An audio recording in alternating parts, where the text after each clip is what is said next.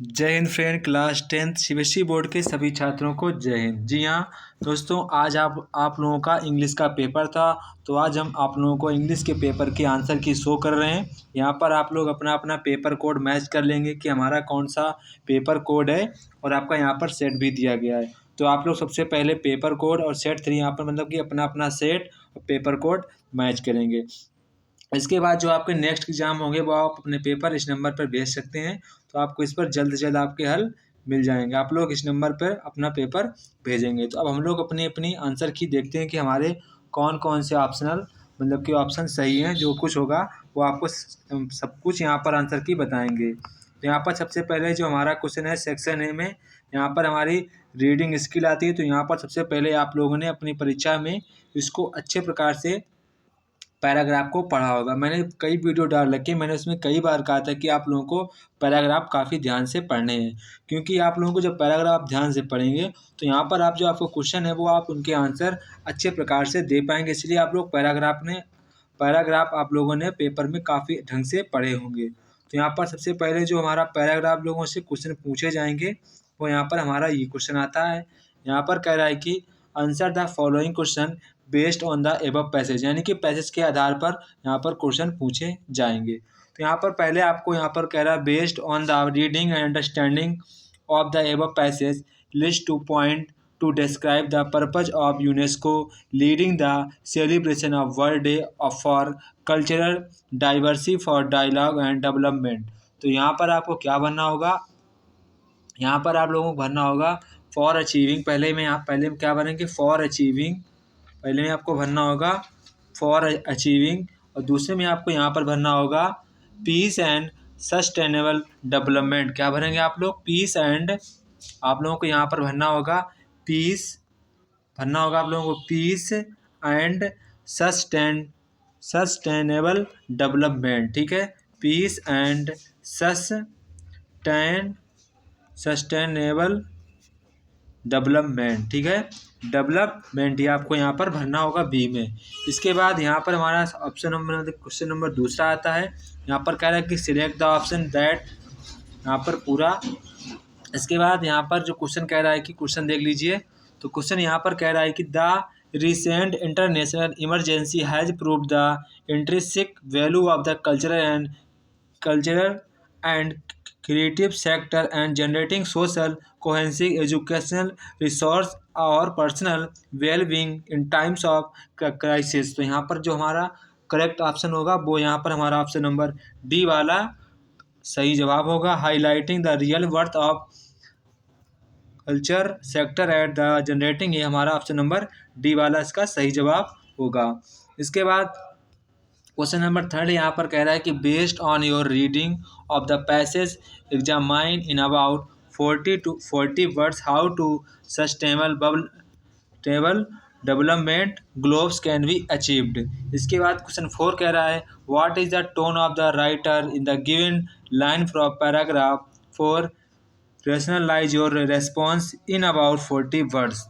तो यहाँ पर कह रहा है कल्चर डाइवर्सिटी इन एसेट्स। तो यहाँ पर इसको आपको आंसर यहाँ पर मिल जाएगा, ऊपर पैराग्राफ में इसका आंसर आप लोगों ने लिख लिया होगा। इसके बाद यहाँ पर हमारा क्वेश्चन नंबर 5 कह रहा है कि the phrase bridging the gap in paragraph 4 refers to. तो यहाँ पर हमारा करेक्ट ऑप्शन क्या होगा, ऑप्शन नंबर बी वाला हमारा इसका सही जवाब होगा। ऑप्शन नंबर बी वाला हमारा इसका सही जवाब होगा। इसके बाद क्वेश्चन नंबर यहाँ पर 6 है। तो क्वेश्चन नंबर 6 यहाँ पर कह रहा है in sets A E below identify two sets of, यहाँ पर आपको पर्यायवाची यानी कि हमारे मतलब कि पर्यायवाची यहाँ पर पूछ रहा है। तो यानी कि आपको यहाँ पर इसके जो वर्ड हैं वो कोई यहाँ पर एक दूसरे के पर्यायवाची हैं। तो यहाँ पर आप लोगों को उसके पर्यायवाची का सही विकल्प चयन करना है। तो यहाँ पर हमारा सही जवाब कौन सा होगा, यहाँ पर हमारा सही जवाब होगा ऑप्शन नंबर बी वाला हमारा इसका सही जवाब होगा। ऑप्शन नंबर बी वाला हमारा इसका सही जवाब होगा।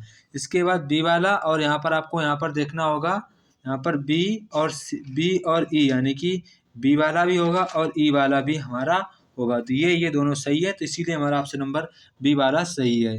इसके बाद नेक्स्ट क्वेश्चन यहाँ पर हमारा क्वेश्चन नंबर यहाँ पर 7 है। तो यहाँ पर कह रहा है कि यहाँ पर क्वेश्चन नंबर 7। तो क्वेश्चन नंबर 7 यहाँ पर कह रहा है कंप्लीट द सेंटेंस अप्रॉक्सीमेट। आपको सेंटेंस को यहाँ पर आगे भरना है। तो यहाँ पर आप आगे मतलब क्या भरेंगे, यहाँ पर लिखा है the second community of UN general assembly in 2015 adopted. तो इसका आंसर आप लोगों को ऊपर यहाँ पर मिल जाएगा पैराग्राफ में। तो आप इसका आंसर पैराग्राफ में ऊपर देख सकते हैं, यहाँ पर देखना, यहीं पे आंसर आपको इसका मिल जाएगा। ये देखो अडॉप्टेड, यहाँ पर लिखा है adopted the resolution on cultural sustainable development. ये पूरा आपको यहाँ पर इसके आगे यहाँ पर फिल करना था। यहाँ से देखो लिखा अडॉप्टेड, अडॉप्टेड के देखो आगे यहाँ पूरा लिखा है, तो यहाँ पर आपको यहाँ पर ही भरना था। ठीक है, इसके बाद नेक्स्ट यहाँ पर कह रहा है क्वेश्चन, नेक्स्ट क्वेश्चन यहाँ पर कह रहा है कि ये रहा, यहाँ पर कह रहा है कंप्लीट द फॉलोइंग सेंटेंस। तो आपको सेंटेंस को कंप्लीट करना है। तो यहाँ आप क्या भरेंगे,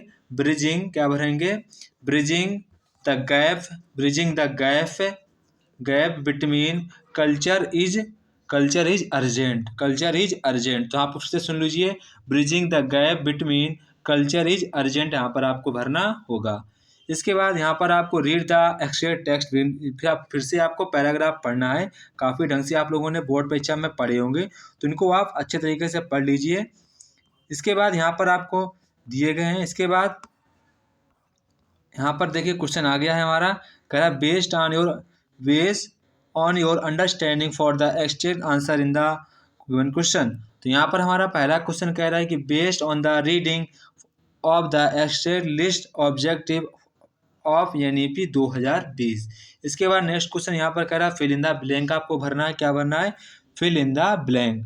तो यहाँ पर आपको फिल इन द ब्लैंक भरना है। यहाँ पर कह रहा है fill in the blanks with appropriate option for from those in the given brackets based on the understanding of paragraph 4। तो यहाँ पर क्या भरना होगा, यहाँ पर आपको भरना होगा फैक्ट, क्या भरेंगे, फैक्ट भरेंगे। इसके बाद यहाँ पर भरेंगे फैक्ट, और यहाँ पर आपको भरना होगा सब्जेक्टिव, क्या भरना होगा, सब्जेक्टिव, एंड सब्जेक्टिव आपको यहाँ पर भरना होगा, क्या भरेंगे, सब्जेक्टिव।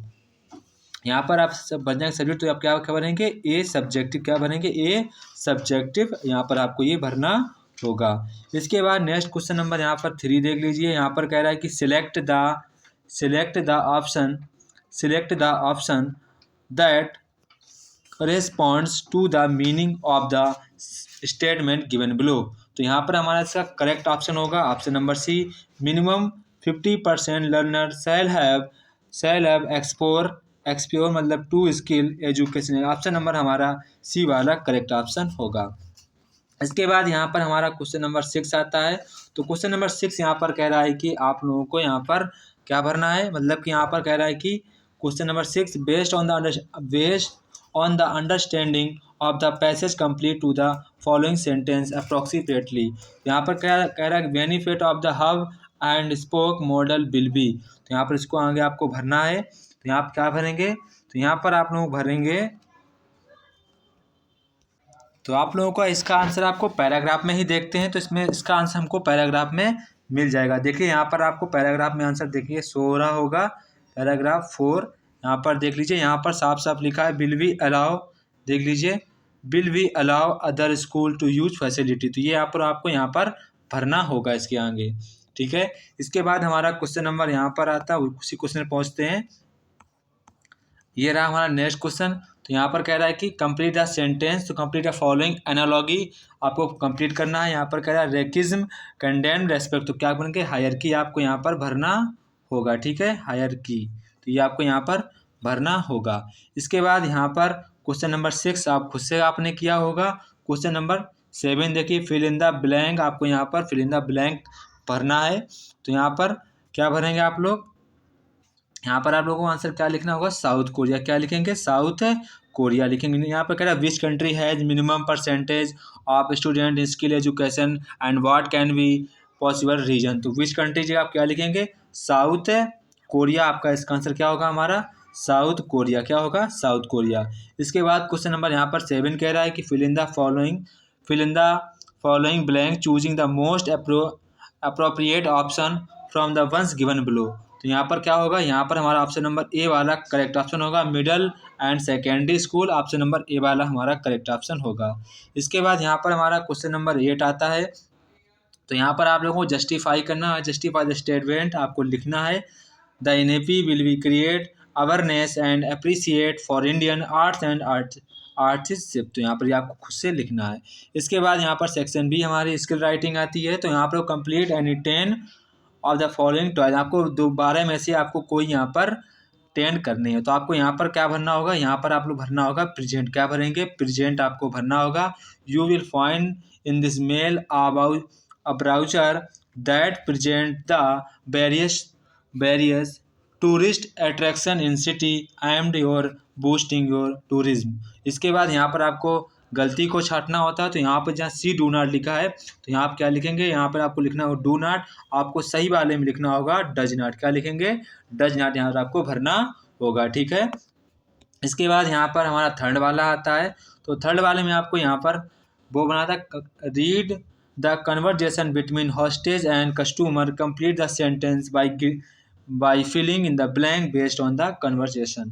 तो यहाँ पर आपको क्या भरना, मतलब कि एक प्रकार का पैसेज है। तो यहाँ पर हम लोगों को क्या भरेंगे, यहाँ पर हम लोगों को भरना होगा दैट, क्या भरेंगे, दैट ही